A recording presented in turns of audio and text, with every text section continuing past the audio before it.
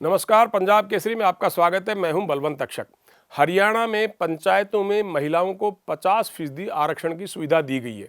महिला सशक्तिकरण की दिशा में इसे एक बड़ा कदम माना जा रहा है।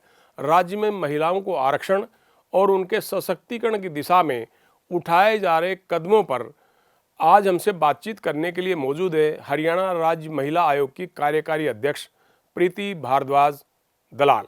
हरियाणा सरकार ने महिलाओं को पंचायत चुनाव में 50% का आरक्षण दिया है। इससे महिलाओं की स्थिति में कितना बदलाव आएगा, इसको कैसे देखते हैं इस फैसले को आप? बिल्कुल, देखिए जब 91-92 में ये 73rd 74th amendment constitutional amendment आई तो 33% रिजर्वेशन रही और अब 50% reservation not only in Haryana बल्कि ऑलमोस्ट 60 to 70% स्टेट्स भारत की ने उन्होंने लागू ऑलरेडी काफ़ी समय से कर चुकी हैं। तो ये तो लॉन्ग ड्यू प्रोसेस ऑलरेडी था, ये बहुत सराहनीय कदम है। और एक चीज़ और भी बताना चाहूँगी कि हमारे यहाँ हरियाणा में मोर देन 6000 से ज़्यादा गांव हैं, 6200 हैं, सरपंच हैं और उसमें महिलाओं की सहभागिता हमारी 40% से भी ज़्यादा है, सरपंच हैं वहाँ पर। तो ये कहना कि 50% बहुत अच्छे काम कर रही हैं, अच्छे काम यदि गिनाने शुरू करें तो आई थिंक बहुत समय लग जाएगा। अपने गांव में उन्होंने पूरे नक्शे चेंज कर दिए हैं। हाँ, गांव में जो फार्मिंग के जो कॉन्सेप्ट्स हैं वो बदल दिए हैं। तो अगर आप यदि एक महिला को ये समझो कि हाँ ये सरपंची नहीं कर पाएगी या सरपंच पति का कॉन्सेप्ट है कि यदि मेरे पति, मैं सरपंच हूँ और मेरे पति सरपंच पति हैं, यदि क्योंकि मैं घर में बैठती हूँ, खाना बनाती हूँ और जो काम करेंगे वो करेंगे, मेरा सिर्फ सिग्नेचर होगा। ठीक है, ऐसा तो देखने में आया है और कई बार डिप्टी कमिश्नर्स ने कहा भी है कि अगर जो महिला सरपंच हैं उनके पति अगर बैठक में मौजूद हों तो बाहर चले जाएं। तो ये तो चल रहा है कि पति ही महिला सरपंच के सारे काम देखते हैं। जी देखिए, मेरा ऐसा मानना है कि इसमें कोई बुराई नहीं है। वो इसलिए मैं कहना चाहूँगी आप लोगों के माध्यम से, बिकॉज यदि हमने महिलाओं को आगे बढ़ाना है तो स्वाभाविक सी बात है, यदि मेरे पति को ज़्यादा आता है कुछ और उसने समाज में ज़्यादा कुछ देखा है और मेरे अंदर यदि कुछ अज्ञानता है या कुछ ज्ञान की कमी है तो मैं अपने पति का सहयोग कुछ तरीके से तो ज़रूर लूँगी। बट ये ऐसा नहीं है कि मैं पूरे 5 साल तक ऐसा ही करती रहूँ। तो ये एक हैंड होल्डिंग वाली बात हो गई। और जो डीसी साहब ने किया ऑब्वियसली वो सही किया। वो एक एग्जाम्पल के रूप में भी उन्होंने प्रस्तुत किया कि भाई कोई सरपंच पति आके ना बैठे, कि महिलाओं के अंदर वो सशक्त रूप से वो बैठ के वो अटेंड करें, आए और जाएं। भारत सरकार ने हमारे CMGGA फेलोज़ हैं, chief minister good governance associates, वहाँ पर एक एसोसिएट ने करनाल में स्टडी की थी और उसके ऊपर कार्यशालाएं भी हुई थी जहाँ पर कि पूरे प्रदेश भर की जो महिला सरपंचेस हैं उनको बैचेस में बुलाया गया और उनके साथ उनके जो इश्यूज़ थे वो कि क्या उनको सरपंची करने में क्या कठिनाई आती हैं, तो जो उन्होंने शेयर किया। तो सरकार इस पर भी काम कर रही है और जब 50% हम सरपंची की बात करते हैं तो ये एक बहुत बहुत सराहनीय कदम है।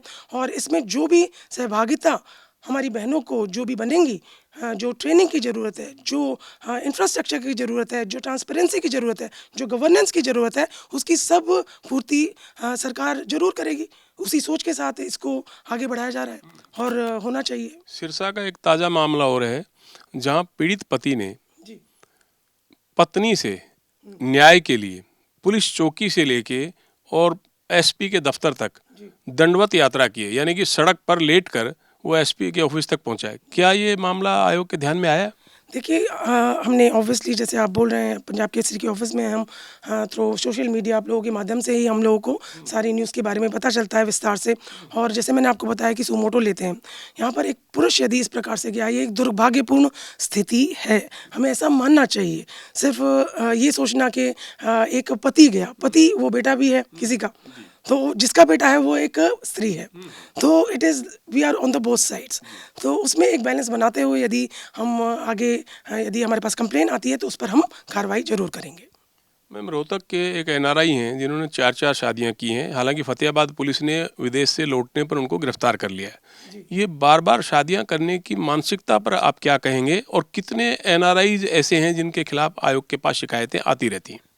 When you talk about non resident Indians, हमारे आयोग ने एक राष्ट्रीय महिला आयोग का एक बहुत इम्पॉर्टेंट सेल है NRI सेल। तो वो काफ़ी टाइम से इस्टेब्लिश्ड है और उन्हीं से हमने इंस्पिरेशन लेते हुए आज से 2-2.5 साल पहले हमने NRI सेल अपने आयोग में गठित किया।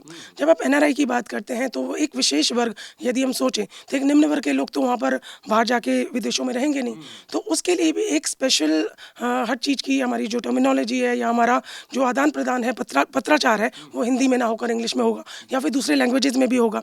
यदि हम एम्बेसीज में लिख रहे हैं या कॉन्सुलेट्स में लिख रहे हैं या उसके लुकआउट नोटिस हम जारी कर रहे हैं, तो ये मामले आयोग में हमारे पास ऑन द एवरेज महीने में हमारे पास 2-3 मामले भी NRI मैटर्स आते हैं, उन पर कार्रवाई होती है।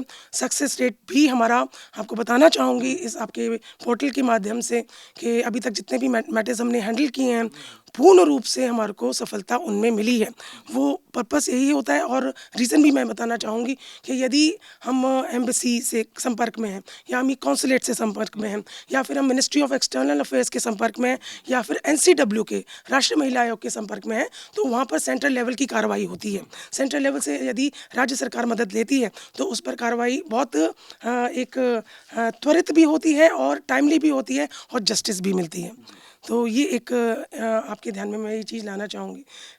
आप 4 महिलाओं के बारे में आप बात कर रहे थे, यही एक हमारे लूप होल्स हैं कि यदि भारत में वो रह के वो वासी हैं और वो जाकर विदेशों में जाकर इस प्रकार से कॉन्ट्रैक्ट मैरिजेस भी होती हैं, तो ऐसे भी केस आयोग में आए हैं। तो वो कानूनन ठीक नहीं है, सामाजिक रूप से भी ठीक नहीं है, इस पर चिंतन होना ज़रूरी है और ये चिंता का विषय भी है। जी।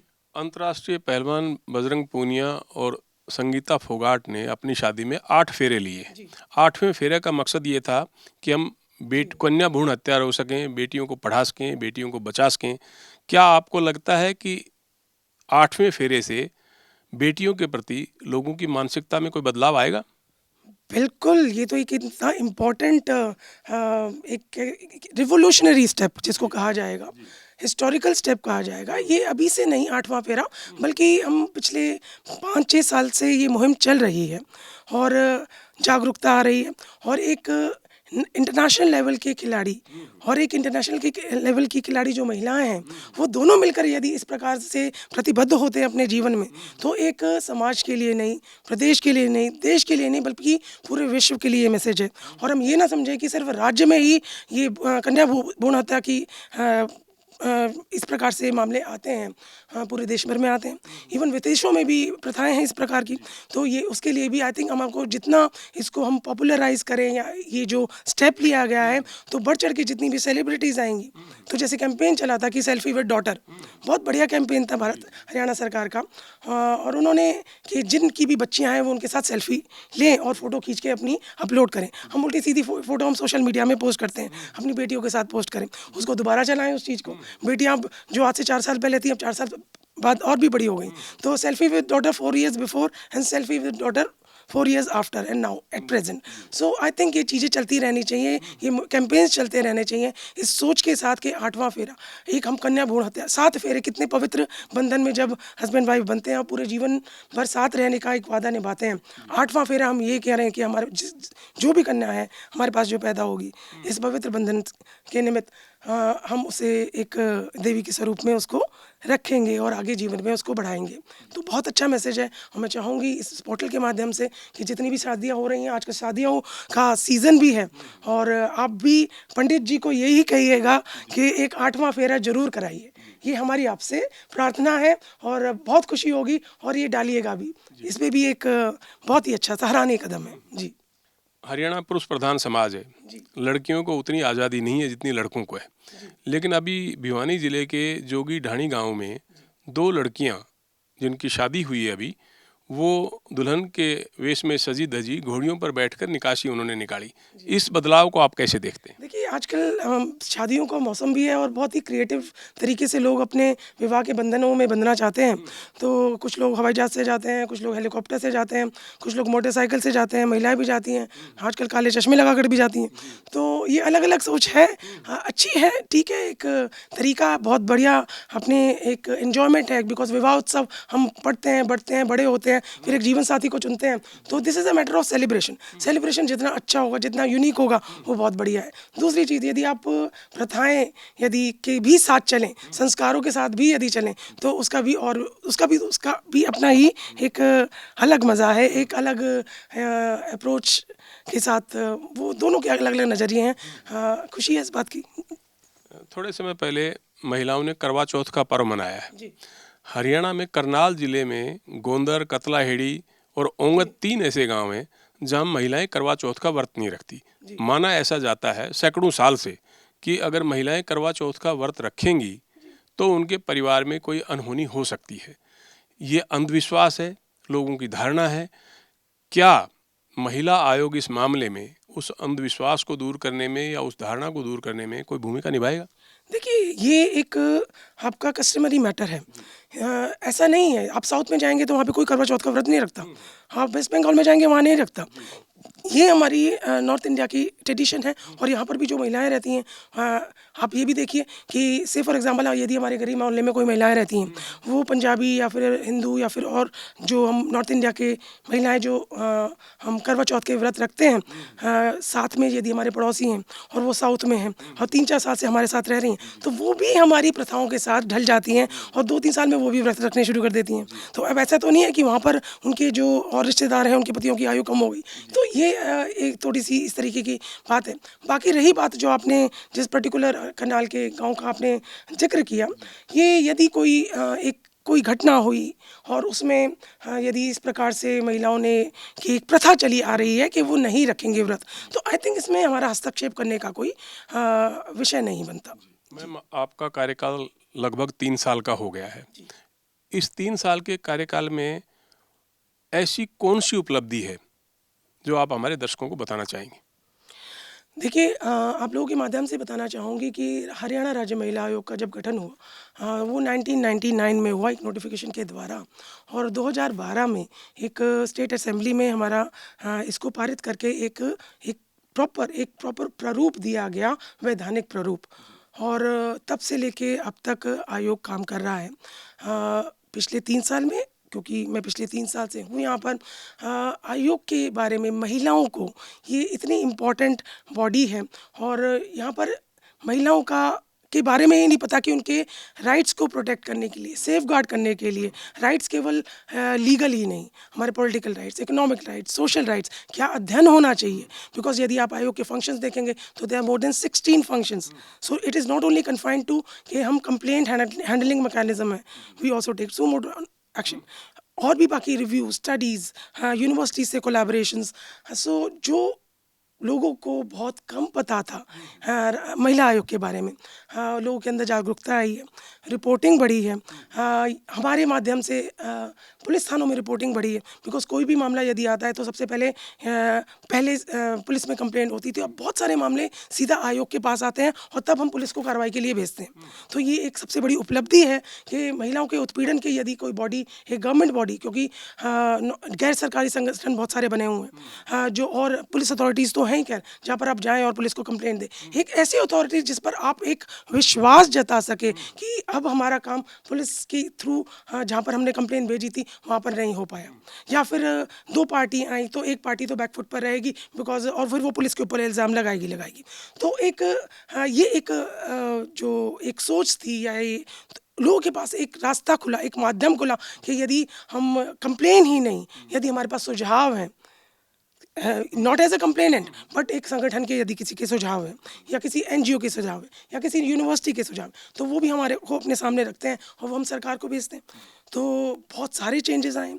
दूसरा, अभी हमने वेरी रिसेंटली एक मुहिम स्टार्ट करी थी, अभी 16 दिन कल ही परसों ही ख़त्म हुआ, कि 16 डेज हमारा एक कैंपेन चला, 25 नवंबर से लेके अभी 10 दिसंबर मानवाधिकार दिवस पर ख़त्म हुआ। उस पर लोगों ने कम से कम, अगर आप आयोग में हमारे मेल चेक करेंगे तो मेल बॉक्स भर गया है। दूसरी, आप फेसबुक पे यदि चेक करेंगे तो लोग इस कैंपेन को, this is to eliminate gender based violence against women and girls, बच्चियों के प्रति, महिलाओं के प्रति जो उत्पीड़न होता है, जो हिंसा होती है, उसको ख़त्म करने के लिए कि हमारा प्रदेश के लोग कितने जागरूक हैं, उससे जागरूकता इतनी दिखती है। आप एक हम सिर्फ ऑरेंज द वर्ल्ड कैंपेन ना होके वो एक जग अभियान बन गया, ऑनलाइन 1-to-1 कैंपेन है। हमने एक बार भी किसी भी अभी तक आज न्यूज़पेपर में उसके बारे में हम लोगों ने we are working very silently, एकदम बहुत साइलेंटली काम करके भी एक जागरूकता लाने का प्रयास है, वो एक बहुत सराहनीय कदम है। यदि आप टैली करते हैं ड्यूरिंग दिस पीरियड, उनका 17% क्राइम अगेंस्ट वुमेन कम हुआ है ड्यूरिंग द पीरियड अप्रैल से लेके अब तक का सितंबर तक का, और आयोग का भी 24% 24% कम हुआ है। तो ये भी बहुत बड़ी उपलब्धि है, मेरा ऐसा मानना है। तो आप शुक्रिया मैडम पंजाब केसरी से बातचीत करने के लिए। जी बहुत बहुत धन्यवाद आपका। नमस्कार।